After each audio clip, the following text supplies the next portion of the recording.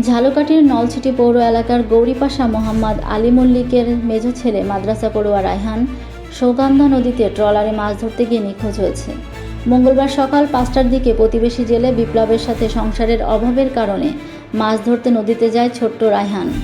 ঢাকা থেকে আগত একটি লঞ্চ বরগুনা যাওয়ার সময় গৌরীপাশা রিয়াজ ইটের ভাট সংলগ্ন থেকে অতিক্রম হওয়ার সময় নদীতে থাকা মাছের ট্রলারের সাথে ধাক্কা লাগে। এ সময় ট্রলারে থাকা বিপ্লব ও রায়হান নদীতে পড়ে যায়। পরে বিপ্লবকে পাশে থাকা জেলেরা উদ্ধার করলেও রায়হানকে উদ্ধার করতে পারেনি।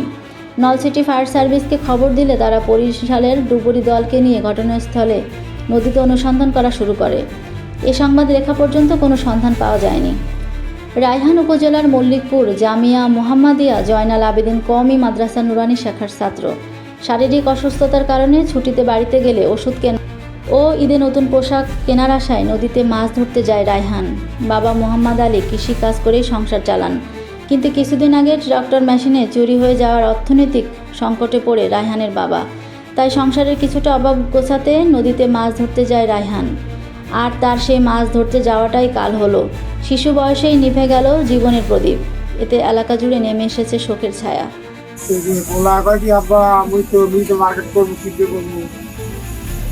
আমি কদিন যাই, যাওয়া লাগবে না, কেন আমার মাদ্রাসা পড়া লাগবে না, মাদ্রাসা বেতন দিতে পারি না।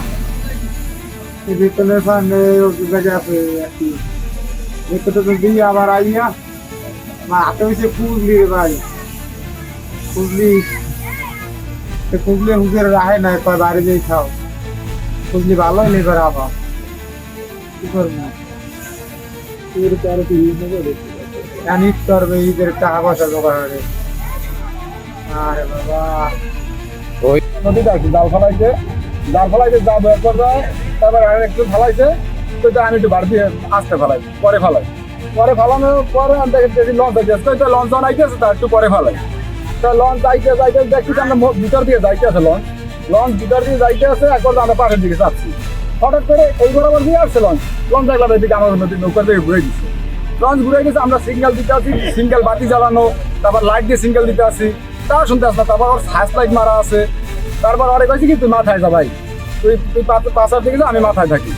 আমি ওই কুলের দিকে বাড়িয়ে আগাই দিয়েছি, তারপর বলছি যে তুই লাভ দে ভাই, আমি লাভ দিলাম। কিন্তু তারপর যে কি হয়েছে সেটা আমি বলতে পারি না, আমি তো তখন পানি নিয়েছি। তারপর তাদের যে দোতলা লঞ্চ বিকেলি 5 ও ঢাকা থেকে উদ্দেশ্যে রওনা দিয়েছে। আমাদের রিয়াজের ব্রেক ফিল্ডের সামনে বিপ্লব আর রায়হান ইলিশ মাছ ধরতে আছে নৌকায়। সে লঞ্চে নৌকার মাছ বরাবর মারি দিচ্ছে। মারি দেওয়ার পরে রায়হানের পাওয়া যাচ্ছে না, আর বিপ্লব প্রায় 1-2 মিনিট ছিল নদীর ভিতরে। তারপর সে অসুস্থভাবে তাকে উঠানো হয়েছে।